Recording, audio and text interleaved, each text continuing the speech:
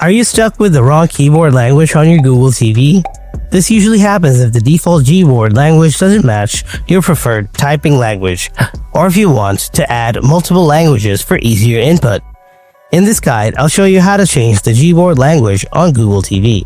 First up, on your Google TV home screen, navigate to the settings gear icon using your remote. Scroll down and open System or Device Preferences depending on your TV OS version. Now select Keyboard from the options. Go to Gboard Settings. Select Languages. By default, you should have the Use System Language turned on. In that case, you can't change the language unless you disable it. So let's disable it.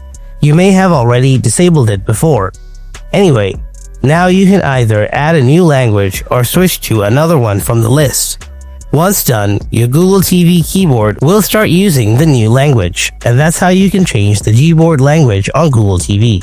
If this guide helps you out, then don't forget to hit that like button and subscribe for more Google TV tutorials.